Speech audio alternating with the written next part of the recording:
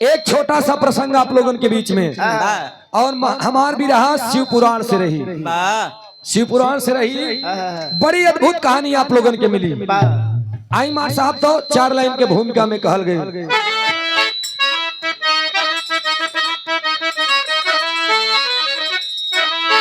भक्त भगवान का नाम भोरे भजे, भाव भक्ति करग रग भरी,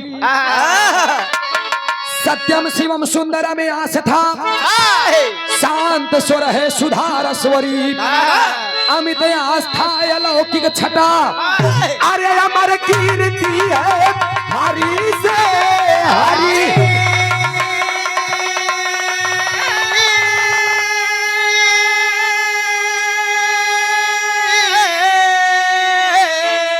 अरे लिख दे कवि भोजराज संदेश देके, ये तो सूरज समर में कदम न करी।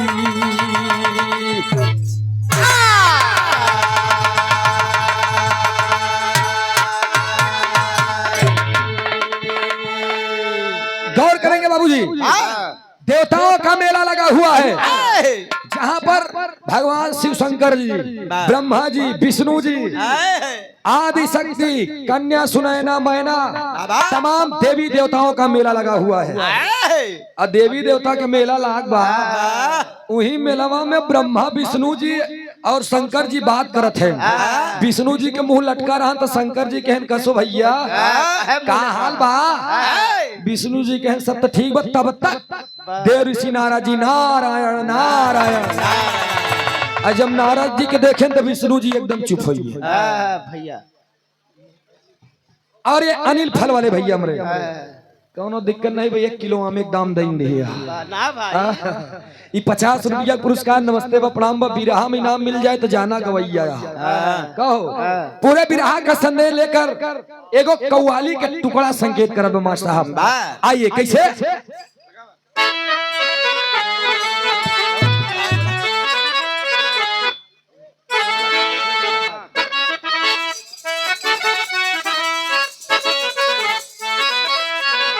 यह गीत के लाइन बा। ये गीत मरहूम हैदर अली जुगनू जी गाया करते थे दोस्त। कैसे गावे? बार हैदर अली गुरु जी इस दुनिया में नहीं है, लेकिन उर्दू अल्फाज जो आपने बयां कर दिया सबके बस की बात नहीं है। गीत गाया उन्होंने कव्वाली की लाइन में। अरे दिखा दे या इलाही वो, अरे दिखा दे या इलाही वो मदीना कैसी बस्ती है।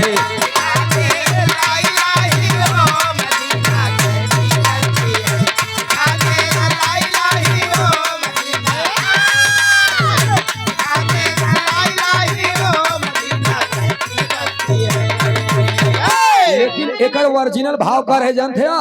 अरे बसी एक और दुनिया है,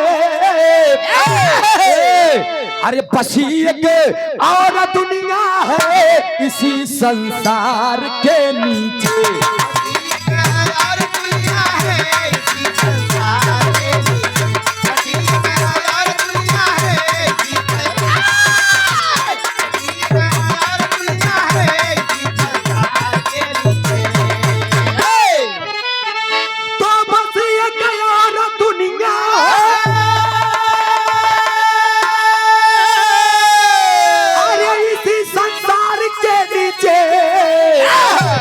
पड़ गया कान्हा का झूला कदम के धार के नीचे।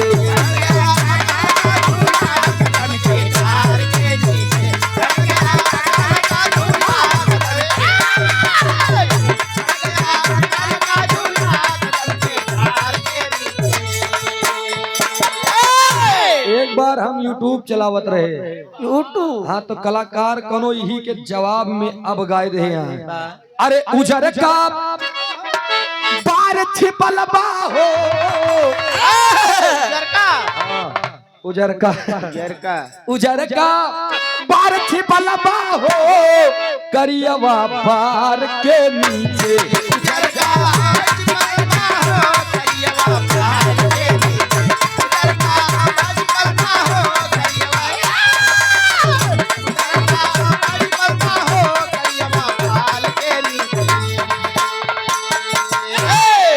लेकिन का करबा बेनी भैया ई बात के बात या बिरहा पे हमारे तनियावा कहे की है कि चल दे तो 10-5 मिनट हमार हसाइन में चला जाए। इधर देवताओं का मेला लगा है। मामा आइए मामा हमार कभी गायब न हुई है। अब मामा के हमारे था बड़े साथ है कि मामा हमारे देता हूँ। एक मामा वहाँ बैठा है देखला किनारे। अब आया नहीं नारायणदास पूर्वज चला आया। हाँ कुल्लू मामा दिलेर है पागल का किसकी मजाल जो छेड़ दे दिलेर को। अरे किसकी मजाल जो छेड़ दे दिलेर को। गर्दिश में आकर घेर लेते हैं कुत्ते भी शेर को। 500 रुपया का पुरस्कार देखा था अकेले थामे आए हम करूची के।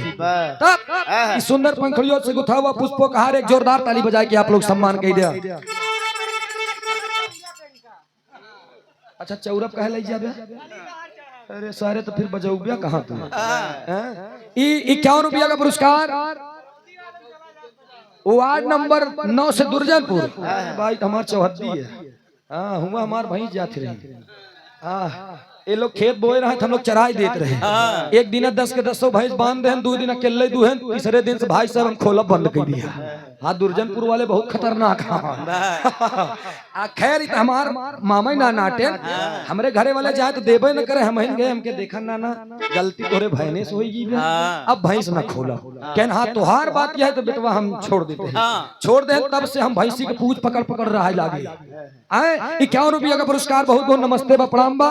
अहिरव के बड़ी समस्या बेनी भैया मनई जौन बात लिख दे हैं कि बतावा लिखने वाले ने लिखा है कि 70 बाभन 30 फकीर सबसे बढ़िया ये कही। वाह लिखने वाले ने ये भी लिख दिया है कि यही डपोर भुजाओ माठा। लेकिन यह तो जान नहीं पाया। आज हम तो का साफ साफ बतावत है। अही डपोर भुजाओ माठा का मतलब का जाना था। बतावा एक गांव में एक घर रहन भुजवा के। अब भुजवा जवन कंटासी मेहरारू पाए रही अब पाए रहनु। अच्छा एक बात जान ले इतिहास गवाह एक ध्यान दे तू इतिहास गवाह जवन निक लड़का रहा थे उनका इचना खैचन मेहरारू मिले थे। हाँ जवन तनिक टेढ़ बाखुल है उनका क्या रजाए है क्या हसीन लड़की मिल जाती है। तो का चले खैचल में अरब सरब बहन पलटीन जावे क्या माल है। लेकिन है भैया वो भुजैनिया जवन रहे एकदम सुंदर रहे। ओकरे घरे वाले तारीफ करें कि बाप रे बाप सुग्गा के टोट जैसे ओठ एकदम लाल लाल टमाटर जैसे गाल। जितनी सुंदर भुजैनिया रहे उतना ही सुंदर होकर भट्टी रहे। हाँ हो जब हाँ मतलब जब मैं दनवा भूजा। अच्छा इतने ना एकरे बादो खूब बढ़िया लोग तारीफ करे कि रे बाप रे बाप उठलाली तो ऐसे लगावे जैसे अपने कछारे पका हिरमाना हो। अरे जिया राजा इस साला जब बोलेगा जहर बोलेगा। तो ई अच्छा माई के का नहीं दे यार बतावा। अरे यार तू जोन बोले हम बोली न पाओ ए भैया अगर ये माई के अपने पास जा याद है चचा। ए भैया तनी बिरहा पे ध्यान दिया आप लोग। अच्छा कहानियां बताई दिए जो कहे अही डपोर भुजावई माठा। पूरे गांव के लोग हैरान हो गए। भुजैनिया देखे बरे भुजैनिया हिया तक के घूंघट काढ़ा है। अब ये धीरे धीरे जब मखनचू हीरे के काने बात गए मखनचू कहन ओका क्यों देखे ना आई बे कहन पूरा गांव लग गए आज तक क्यों देखे न पाए मखनचू कहन अच्छा रोक दिमाग लगाए देखा हीरे तो अब हाँ दिमाग लगाए कहना लेहन आ कहना माठा भर लेहन अब माठा भर के चल रहे हुआ कहन कसरा दुल्हनिया कहन का कहन ले मोर माठा भूज दे तो दुल्हनिया उस ऐसे देखे जब अहिर माठा भुजावे बरे कहन त ऐसे के देखेला जब ऐसे देखे त अहिर देख के कहना रे बन गया देख के जब वो ऐसे देखे तो कहे अरे मोरी माही अही डपोर भुजावे माठा वो तो भले कह दी नहीं डपोर भुजावे माठा लेकिन अही जौन काम करे बरे गरहनो का तो काम हो गया तो दिमाग दारू होत निकरे चक्कर में न पड़ छत्र अच्छा लिखाई वाले तो लिख दे बेनी भैया अहिर मिटाई तब करे जब सब जात मर जाए छत्री के 6 बुद्धि ब्राह्मण के 12 हीरे के 1 बुद्धि पटक के मारा यार ये हमारा चेला चापड़ है जय भारत क्या बात है खैर छोड़ा बिरहा में आप लोग ध्यान दिया नजम के भाव में बतावल गेल कैसे बात साहब भाव में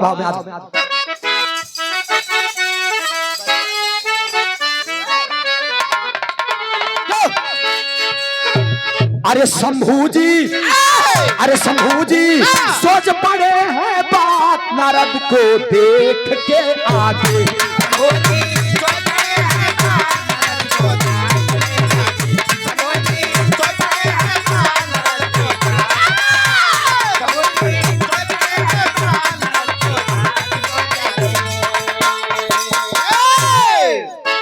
तो अरे शंभू जी सोच पड़े हैं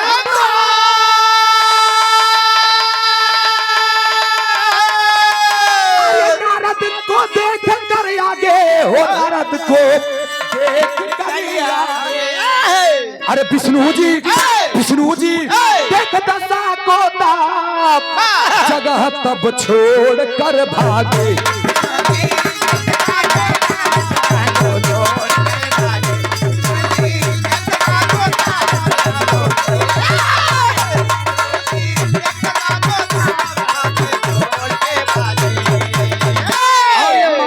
जी हमारे हृदय के बड़े अजीज हैं आप ये अजीज उर्दू अल्फाज हैं बड़े प्यारे हैं आप आपके तरफ से 101 रुपया का पुरस्कार ये पुरस्कार नहीं आपका सम्मान है आशीर्वाद दे हम बच्चे कला में कामयाब रहे जहाँ रहे खुश रहे आबाद रहे ए भैया तमाम देवताओं का मेला लगा हुआ है अब मेला लगा वो ही सब जने आए जब नारद जी आए गए तो विष्णु जी चुप हो गए और जब विष्णु जी चुप हो गए तो शंकर जी कहन काहे चुप हो गए यार तब विष्णु जी बतावा थे नजम के भाव में क्या बताए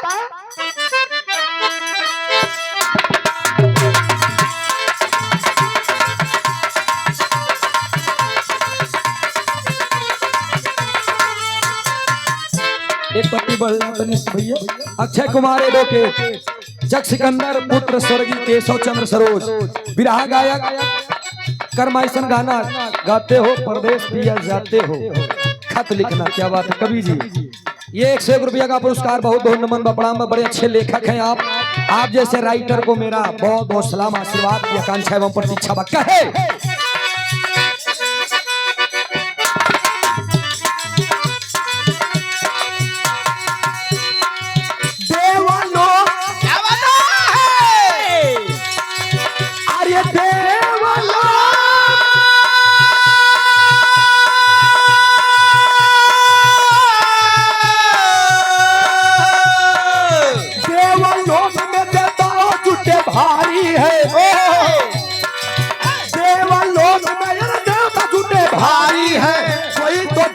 कोई बनता या नारी है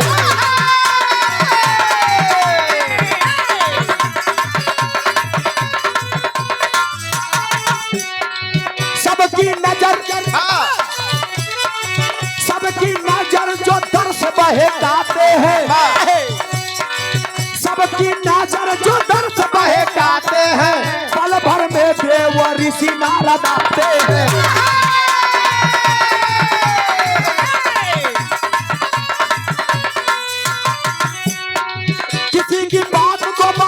कभी मान लेते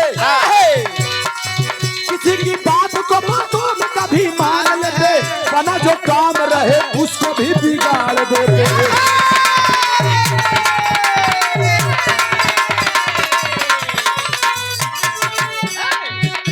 की बात कोई उनसे ना बताते थे, दिल की बात कोई उनसे ना बताते थे, दिल की बात कोई उनसे ना बताते थे, देवी देवता घबराते थे।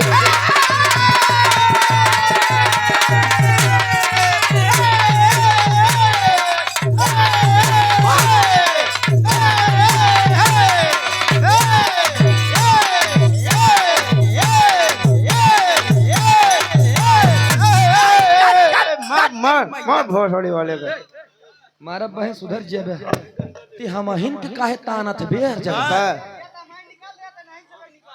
अच्छा इनका लोग काहे निकाल दई। हाँ करे मौसी के पीछे जा। आदरणीय यस के फ्लोर साउंड सिस्टम वाले भैया जी के यहाँ शादी विवाह पार्टी के शुभ अवसर पर साउंड फ्लोर डीजे का ऑर्डर लिया जाता है। इनका ससुर के जितना छूट दे ये शब्द राइन की बोली बतावा। ये कहा था इनका सारन के कक्का दादा नहीं छोड़ा था, ये कलयुग के ऐसा वीर सपूत है। कक्का दादा नहीं छोड़े तो मौसी का छोड़े। ये सुनील कुमार गुप्ता, पता बरुद्दीनपुर, हनुमानगंज, प्रयागराज। 500 रुपए में अच्छा 50 रुपया पुरस्कार भैया के नमस्ते बा प्रणाम बा आशीर्वाद की चाबा 100 से सभी सकल पंच के नमन बा। और ये हाँ सुनील कुमार उर्फ सौरे। अच्छा वारी में हम कार्यक्रम में आप गाए रहे ना, हाँ ठीक बा। इस सेकंड राम कैलाश सुनील कुमार दुधा उर्फ सौरे। हाँ ठीक 100 रुपया पुरस्कार सुंदर पंखुड़ियों से गुथा हुआ पुष्पों का हार। बहुत दो नमन है प्रणाम है आशीर्वाद है हम बच्चे कला में कामयाब रहे। कहानी तनी ध्यान दिया अब है कि अच्छा प्रधान पद के प्रत्याशी भी हैं ठीक माई भगवती करे विजय के तिलक लगे बन जा प्रधान हरबे न करे कब।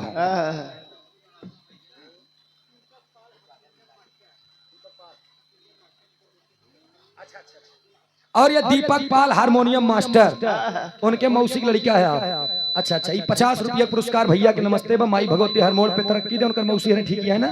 हाँ ठीक बा। अब आया भैया तनी हमारे गीत पे ध्यान दिया। देव ऋषि नारद जी आ गए, विष्णु जी शंकर जी कहते हैं बाप रे बाप चुप हो जा चुप हो जा चुप हो जा। कहन काहे कहन भाई आई गए अरे मोर माई अंसी दुनिया डेरा कहन कहा बा कहन झगड़ा लगाए दे 3 महीने हो गए लक्ष्मी बोलत नहीं है। कहन तब कहन के रे का बताइए आई के ना हम बोलबे ना करे। शंकर जी कहन अगर नारद में इतनी दम बा इतना हिम्मत बा हमारे चाय के मेहरारू झगड़ा लगाए दे। अरे यार ताकत हो चाहिए, प्यार में मोहब्बत में जज्बात हो चाहिए, जुनून हो चाहिए, एक दूसरे के प्रति चाहत हो चाहिए। तो हार मेहरारू भले मारे से एकदम तांडव कैडा है हमरे मेहरारू जाए झगड़ा लगाए दे। ई बतिया देव ऋषि नारद जी के कनावा में जब काने में चला गया, जब चली गई बात देव ऋषि नारद जी बोले नहीं हुआ से लौटेन। जब लौटेन देख लाइन तर्ज लग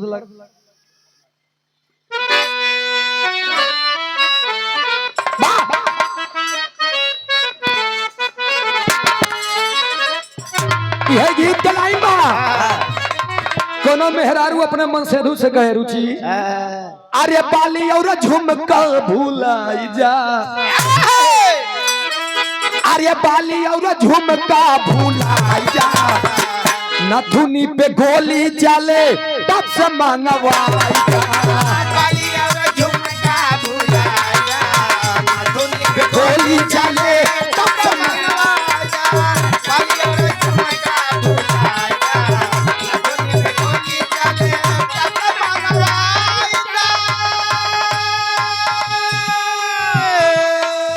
बात सुन के नारद कैलाश पे देव ऋषि नारद जी सुन लें बात क्या रे बाप रे बाप शंकर जी घमंड बा कि हमारे मेहरारू से झगड़ा क्यों न लगाई पाई। चल रहे तुरंत जब चल रहे तो हो का बा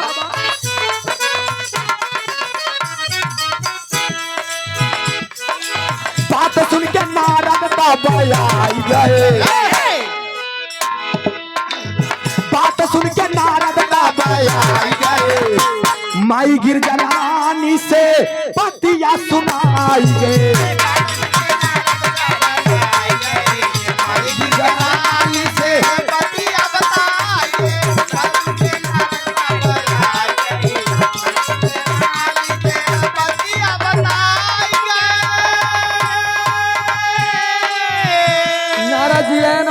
पार्वती के लगे पहुंचे। माँ ए माई, अरे बाप रे बाप, तोहार किस्मत खराब बा, तोहार करम फूट गया माई। कहन का बा बेटवा, कहन हम ही नहीं जानत रहे, कहन का नहीं जानत रहे, भोले बाबा पियत बाटे,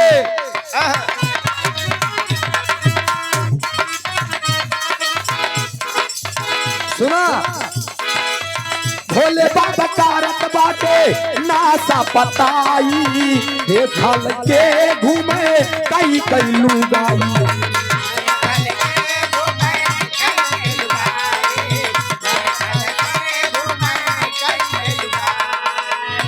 ए माई भोले बाबा कारत बाटे नासा पताई, देखल के घूमत बाटे कई कई लुगाई।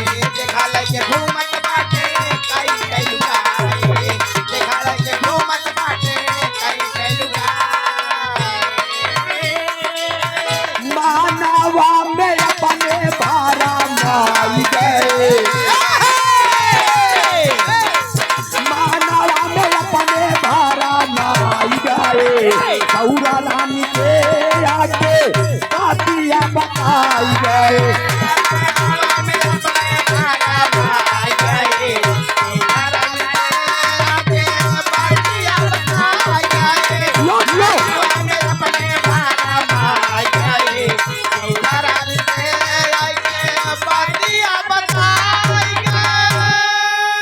और ये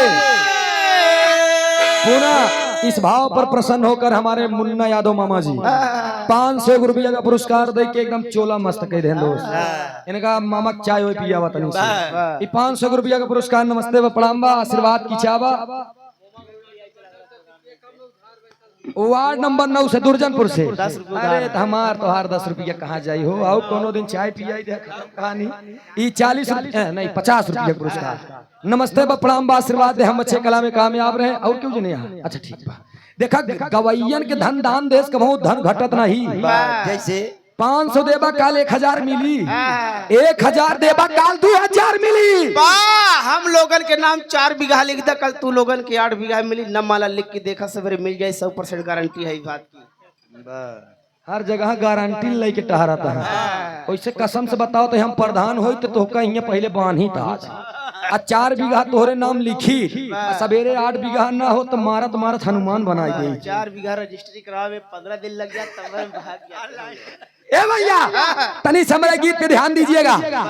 देव ऋषि नारद आए माई पार्वती के लगे। अब पार्वती लगे जाके झूठे नखरा बनाए देने, रे बाप रे बाप माई तो हर किस्मत फुरिए देवी। माई कहन का बा, कहन भगवान भोलेनाथ के हम अपने आँखी देखा माई, तोहरे सिवाय न जाने कितनी मेहरारू है उनकी। अरे मोरी माई मेहरारूवन के अगर मेहरारू वाली बात बताई दे तो इनके ऊपर लागी नीचे बुताई तो नीचे लागी।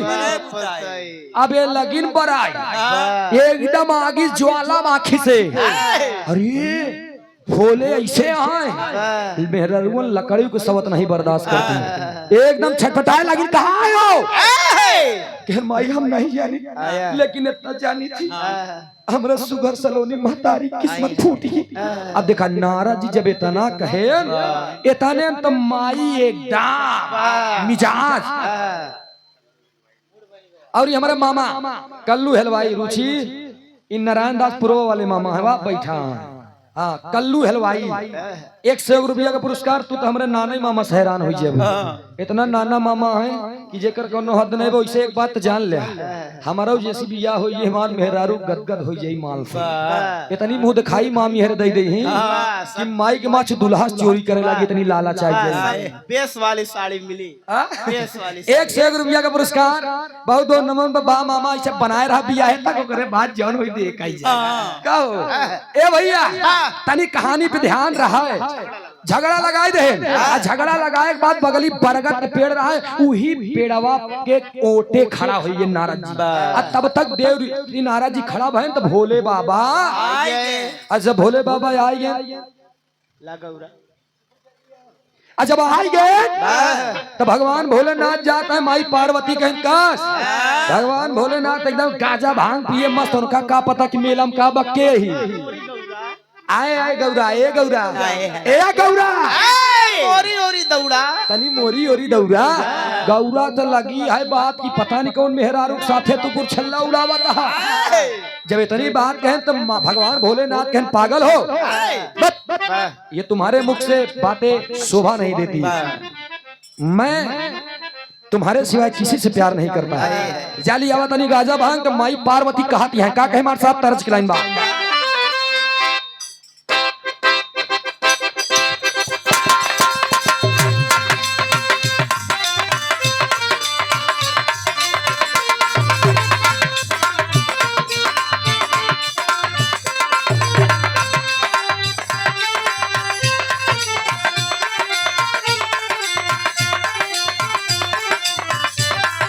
स्वाद नहीं है।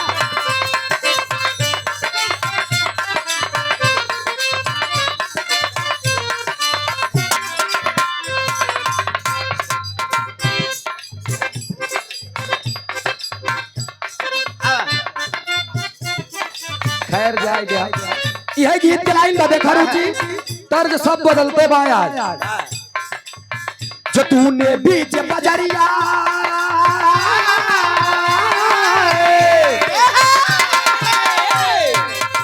जो तूने बीच बजरिया मेरी भैया पकड़ी सैया बारे लाई जो तूने बीच बजरिया मेरी भैया पकड़ी सैया मैं सबसे बोल दूंगी। तूने बीच बजरिया मेरी भैया पकड़ी सैया मैं सबसे बोल दूंगी। बजरिया मेरी भैया पकड़ी सैया मैं सबसे बोल दूंगी। जब रात की कोई ना जगियो आइयो सैया जब रात की कोई ना जगियो आइयो सैया मैं खिड़की खोल दूंगी। रात में कोई ना जागे यही सैया मैं खिड़की खोल दूंगी। रात में कोई ना जागे यही सैया मैं खिड़की खोल दूंगी। लेकिन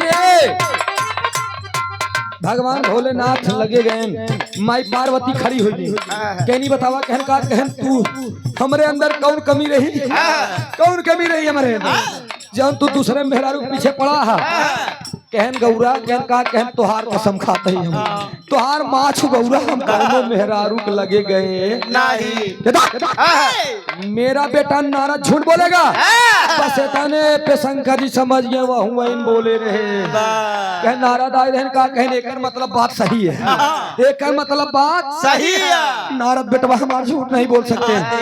कौन रही जनमैया गाड़ी कौन रही ओकर खून पी जाब हम चबाई जाब चबौनी के छोटी उपार ले ई मेहररुअन के गाड़ी है आज वाली आवती समय पार्वती कहन गया जौन तोहरे लगे आए ओकर नहीं पता तोहर वीजा लाइसेंस पहले तो बना काहे आए आज जब इतना बात कहन अच्छा रुचि एक बात तू लड़बू खो लड़बू ले कैसे अपने मन भैया जब बियाह शादी हो जाई ता हर मनई के बात ये रुचि बार की ही हमहू लोग बार कब भैया ऐसे देख ले पतन के दारू और में अल्टी पल्टी करे रहन अब पी ले अब घरे जा मेहरारू पता चला सूंघ ले कहीं भगवती गाड़ू पिए ला गया तू ओसी मतलब नहीं बक पिए है की नहीं। कमजोर शरीर वाले के पास गुस्सा ज्यादा होता है। क्या बात तुमने कही बहादुर एक जोरदार ताली बजाई दे बेनी भैया के नाम से इनके कभी गुस्सा ही नहीं आवा काहे नहीं आवा जानता है जब जब गुस्सा आए तो मेहरारू लोढ़ा तान के दिखाए बा चुप हो जा झगड़ा खत्म।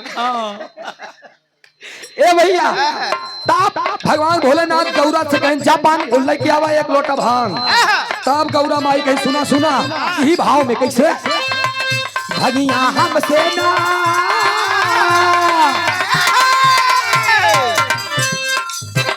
भगिया हमसे ना पिसाई गणेश पापा अब हम रहा भी हम जाते ही गणेश के लिए कोरा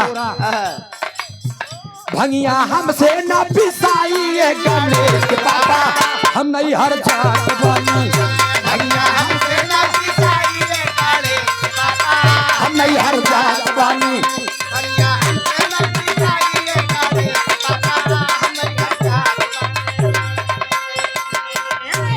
हे भैया देखिए बचोले में छेद दे तो का बचोले पिछवा छेद हो गया ये भंगिया हमसे न पिसाई ये गणेश के पापा नैहर जात बानी इतने भगवान भोलेनाथ कहने न पिसबू भांग गौरा कह नहीं कह नहीं कह नहीं कह नहीं कह नहीं वह नंदी बाबा के छोड़े कह सुना सुना न पिसबू ना हमारा बात सुन लिया भंगिया तो से ना पिसवाऊ ये गणेश के मम्मी तू ही से पिसवाऊ भंगा भंगिया तो से ना पिसवाऊ ये गणेश के मम्मी ने बरधा छोड़ देबा भैया तो हम दबावे काले मम्मी नंदी छोड़ देबा भैया तो हम दबावे काले मम्मी छोड़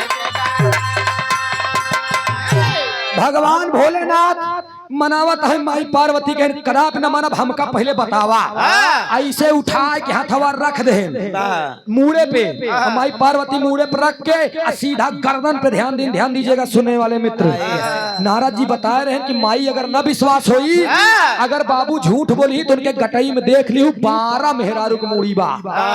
अब ध्यान दीजिएगा इसे बहुत गवैया छोड़ दें अगर क्यों मूड़ी केकर रही तो कलाकार फंस सकत है लेकिन ध्यान दीजिएगा सो हमारे मरहूम हैदर अली गुरु जी बतावत रहे कि जब पढ़बे तब जानबा अब है कि जब तनी भैया सीटिया रोक दे जब गर्दन पे निगाह गई माई पार्वती उठाइन गर्दन कहनी केकर या के आटीन भाई केकर माला या भगवान भोलेनाथ जान गए कि हमारी अर्धांगिनी आज धोखे में पड़ गई जब भरम में पड़ गई यहाँ तब भगवान भोलेनाथ उनकर भरम मिटावे बड़े टेरी लाइन लगाई रहने की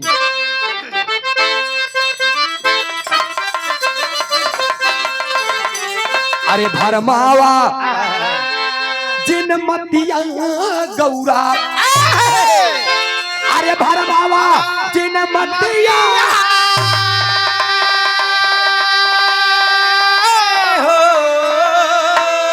भरमावा जिन मतिया गौरा भोलेनाथ हुए केवल तो हर फटिया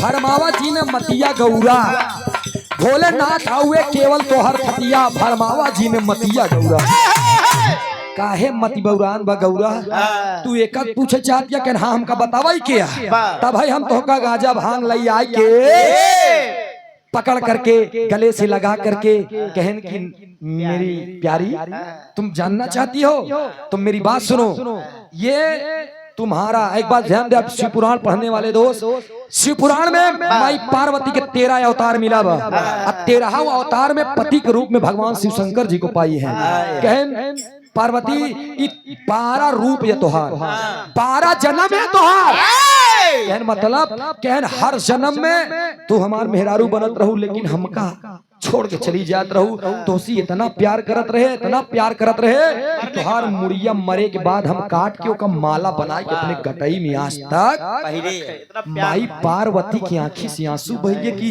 अरे बाप रे अब नारद जी देखा था पूरा नारद जी देखा था अरे बाप रे झगड़ा लगाए तो सब नाश हुई लेकिन माई पार्वती रोवे लागी कि हमार पति इतना प्यार करत है अरे बाप रे बाप गले से लग के चिपकाए ली जब चिपकाए ली तो भगवान भोलेनाथ से हाँ छोड़ता ही नहीं है माई पार्वती कहाँ है सैया कहन का कहन जिंदगी मात तक मैंने कुछ नहीं मांगा कहन तब कहन एक चीज मांगा था हमका दे दिया कहन का वही एक लाइन तर्ज लग गई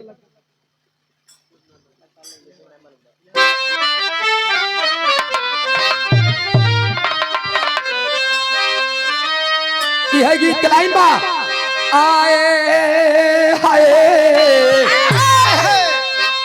बाबू राम आधार जी झूसी नरेश गाँव है उहई गाँव कई गो तिनिया अरे उहई गाँव कई गो तिनिया माराए में आई हो दादा माराए में तारा बत बोलो वाली ना हो उहई गाँव कई गो तिनिया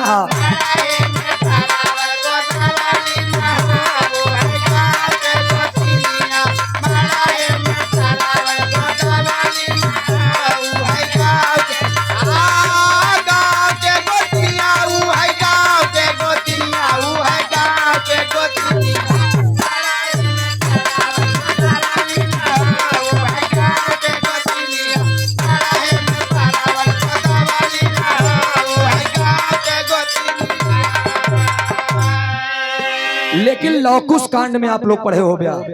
अरे दूठी नान नान जोगिया, दूठी नान नान जोगिया, अरे पेड़ावा में घोड़ावा बांधावा लेना हो, दूठी नान नान जोगिया।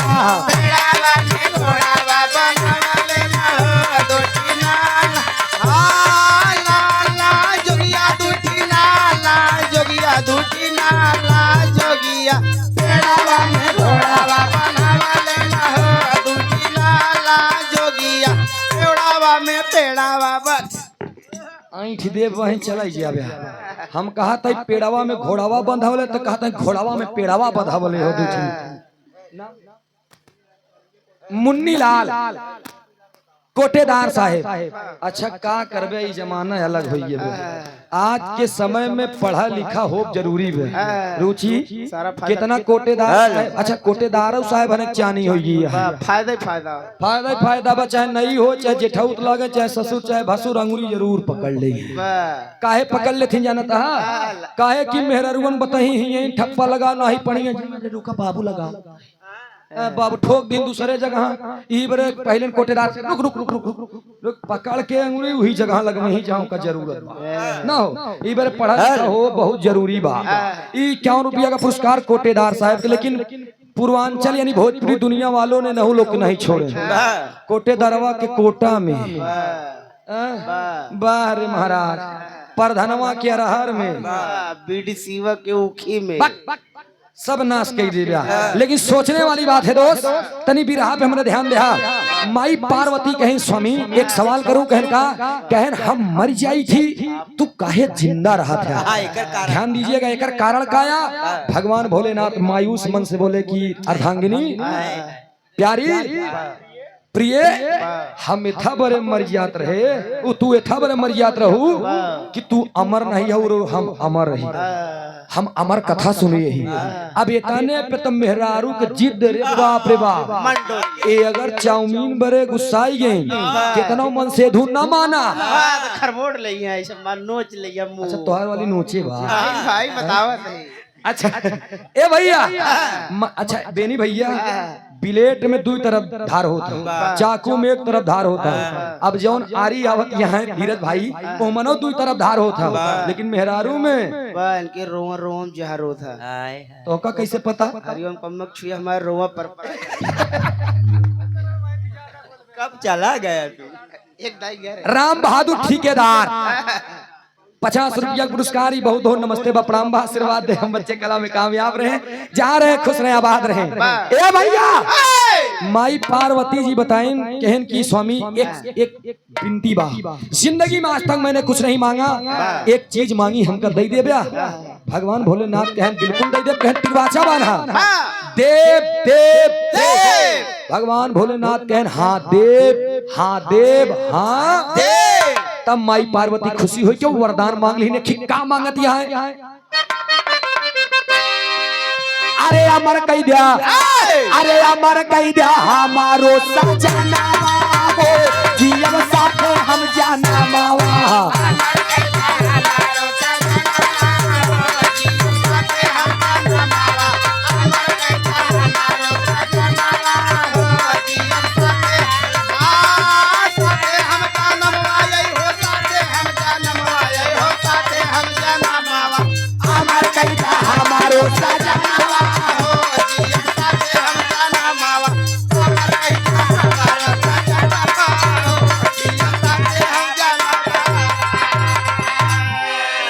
देखा था यार, राम कुमार चच्चप करताल नहीं देख पावा था, निहुर के करताल में जावा, एक करताल हो किस भाजा था, यखनी करिहाई बचोले के लागत बा।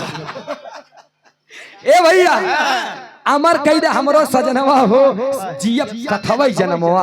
आ जब इतना बात कहें तो भगवान भोलेनाथ फंस गए। आ जब फंस गए, सारा बात हर बात को देव ऋषि नारद जी सुनत रहे। नारद जी कहने रे मोर माई अब तो हमहू अमर हो जा, चला हमारा काम हो जाए। सोच का है अंतरे में ही, अरे नारद बाबा मनावा में खुशियां मनावा, नारद बाबा मनावा में खुशियां मनावा, नारद बाबा मनावा में खुशियां मनावा। अरे नारद बाबा खुशियां में अरे मन हर सावन लइके भोलेनाथ गौरा पारावत पे आवा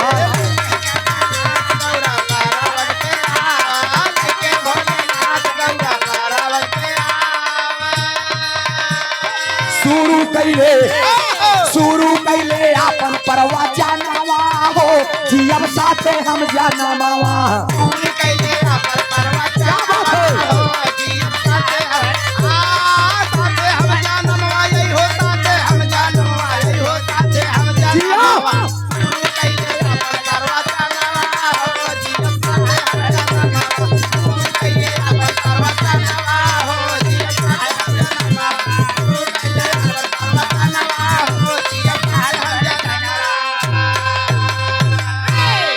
ए भैया भगवान भोलेनाथ माई पार्वती के हाथ पकड़ के ऐसी बात है नारी चलो प्रिय लइगेन ऊंचे शिखर पे लई जाए के हुआ एकदम साफ स्थान देखे के हिया कोनो मनईत नहीं बा वही लई जाए बैठाई दे और भगवान भोलेनाथ एकदम ज्वालामुखी फैला दिए एकदम कर्म कर दिए आग बरसा दिए नान नान चीटी नान नान किरवा फटिंगवा जितना रहे सब भागे लागे गर्मी बर्दाश्त नहीं होत बा सब भागे लगे उ गर्मी कौआ चिड़ई नारद जी भी छटपटाता है अरे मोर माई चला जात के सुन पाई लेकिन बर्दाश्त नहीं कर सके और देव ऋषि नारद जी भी वहां से चल दे सब जने चला गए वही बगली पेड़े के लगे चला गए वही पेड़वा के अंदर खोड़ा रहा वही खोड़ारे में एक सुग्गा रहा सुग्गवा अंदर चला गया जब वो अंदर चला गया तो कि माई पार्वती के बैठाए के अपन प्रवचन चालू कर दे वही पेड़वा के लगे ऊंचे शिखर पे जब प्रवचन चालू कर दे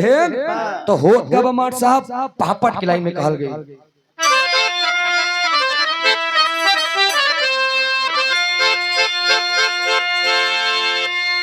अरे बाप रे बाप अरे लइके गौरा भोला शिखर सिधारी नारी गौरा हो अरे लइके भोला अपने शिखर सिधारी नारी गौरा हो बात पे पाई के फसाई महतारी नारी गौरा हो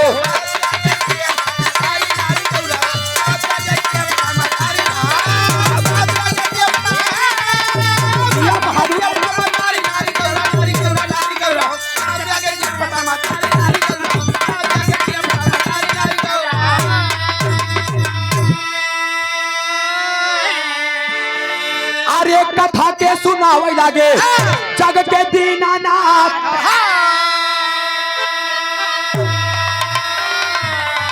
अरे अधूरे न पे सोई गईली गौरा भाई के माथ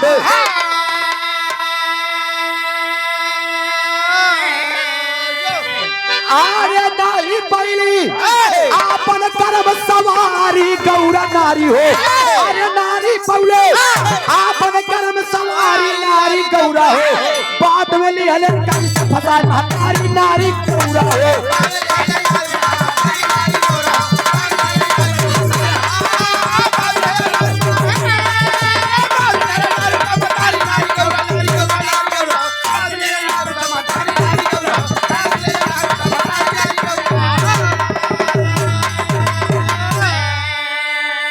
भगवान भोलेनाथ अमर कथा सुनाने लगे अब माई पार्वती हूँ करते करते आधा सुनीन आधा के बाद सोई गई जब सोई गई तो सारा कथा खोड़रे से सुग्गा सुनत रहा जब 2-3 बार नहीं बोली तब सुग्गा सोचे कि अगर हम न बोला हुंकारी न भरत ते हमार कथा सुनई ही सुग्गा हूँ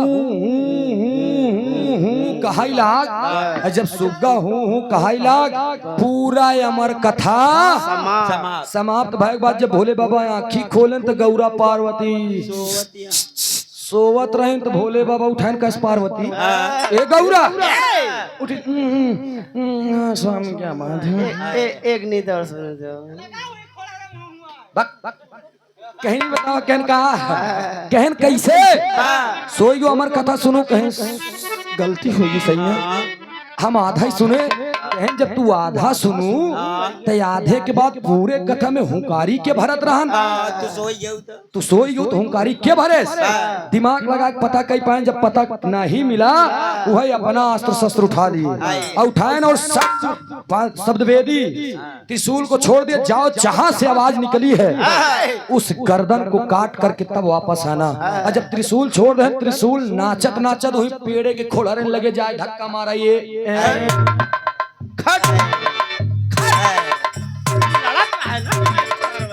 ओ ये हुआ लड़ा तो हिया का पीछे पड़ा। बार बार लड़ाई पीछे आवे तो सुग्गा जान गया कि अब हम बचा। सुगना जान गया अब हम बचा।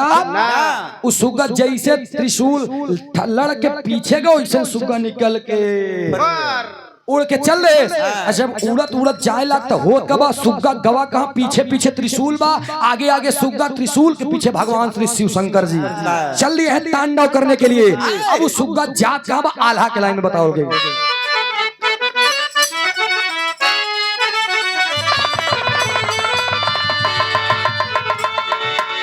गीत के लाइन भाई है आल्हा में बताओगे मार साहब।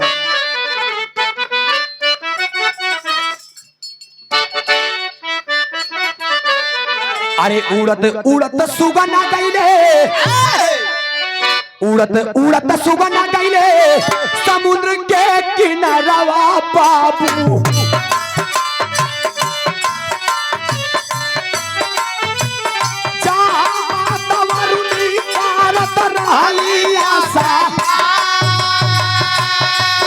वरुणी कौन थी?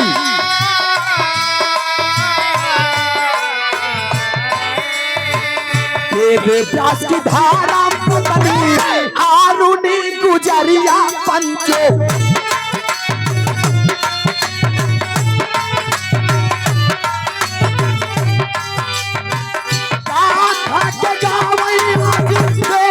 और पूरा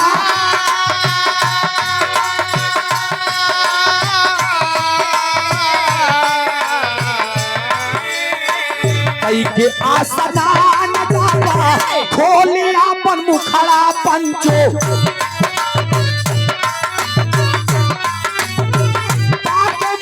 सुगना गावा अंदर ओलिया।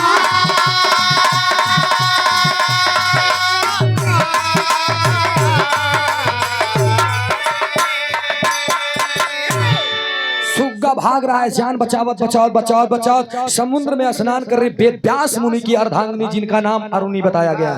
और जब स्नान करत रही बाल ऐसे फेंक के जब अंगड़ाई लिहिन तानी के मुंह खुला, सुगना हुई मोहनई में घुस गया। अब त्रिशूल जा करके मुहे लगे बेधत बा। अरे बाप रे, जल्दी खोल माई, खा खोल माई, काटा काटा। तब तक अरुणी डर के मारे अपने पति वेदव्यास को याद करती है कि सैया हमार जान खतरे में। अब वेदव्यास मुनि जी चल देते हैं। आयन भगवान भोलेनाथ जैसे पहुंचे न वैसे वेदव्यास मुनि। जब मुनि जी देखे शंकर जी तू हमरे मेहरारू काहे छेड़ा था? कहन प्रभु मुनि जी मैंने कहा छेड़ा? कहनी त्रिशूल के करया? कहन स्वामी ऐसी ऐसी बात है, मैं अमर कथा सुनाया और मेरी नारी सो गई, तो ये कथा सुन ले सभी इनके पेटे में चला गया। चाहे जो भी हो मेरी अर्धांगिनी मुझे याद की है और पतिव्रता नारी है, चला जा, नहीं हमरे गुस्सा से वंचित नहीं है का जान लिया। दई देव श्राप भस्म हो जाए सब कुछ का जान ले। तब के ऋषि मुनि से डरते थे। देवी देवता भगवान भोलेनाथ उठा करके त्रिशूल को और तुरंत लौट के गए उसी पर्वत पे जौने पर्वत पे वो कथा सुनावत रहे। जिस पर्वत पे कथा को सुना रहे थे उसी अमर कथा के नाम से अमरनाथ के उत्पत्ति भई हुआ। आज भी अमरनाथ लोग जाते हैं, अमरनाथ की यात्रा करे बड़े। और जो सुगना पेटे में रहन उ का होत बा दादा पंधारी के भाव में बताओल गए। 12 वर्ष बीत गया। 12 वर्ष के बीतने के बाद वेदव्यास मुनि और अरुणी माता के संबंध से समागम से एक ही लड़का पैदा हुआ सुगना। और लड़किया जब पैदा हुआ तो उसका नाम का लिखा गया? ध्यान देंगे आप दोस्त दादा पंधारी के भाव में।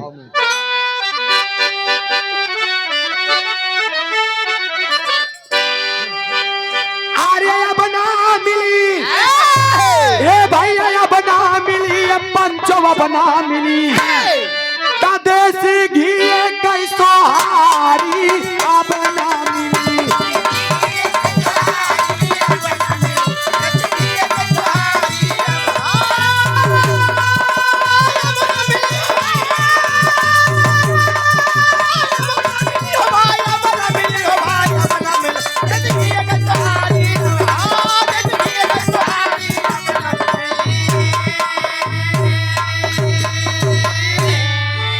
लेकिन भाव में बतावल गई लेकिन मार साहब कैसे अरे वेद व्यास के अंगना वेद व्यास के अंगना बाबू वेद व्यास के अंगना पैदा सुखा दे लालनवा वेद व्यास के अंगना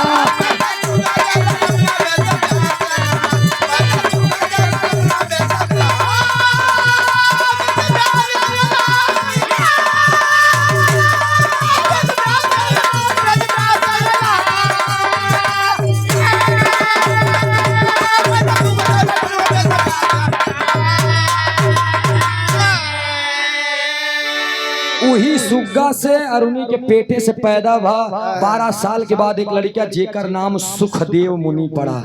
ये हमारा इतिहास हमारा वेद हमारा पुराण बताता है। हम लोग प्रयागराज के हैं। संगम में चला जब हर पावा में कोनो न कोनो पावा में सुखदेव मुनि के तस्वीर छपा हुई देखे वाले देख लिया किताब जे का पढ़ाई खोई किताब पढ़ लिया।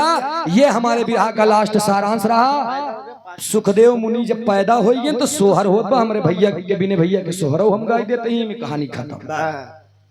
ये हमारे अनिल भैया 1 किलो आम के दाम क्या बात है पुनः हो लमसम 4-5 किलो के आम टेंशन खाप चपक भैया के हमारा नमस्ते प्रणाम आशीर्वाद खिंचावे एक लाइन कहल गई।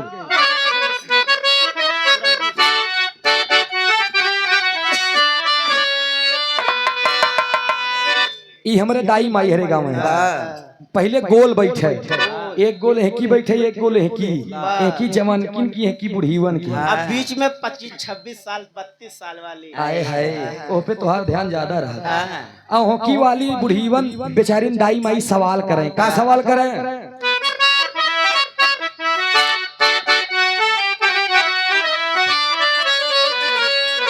अरे कौन घरे जाना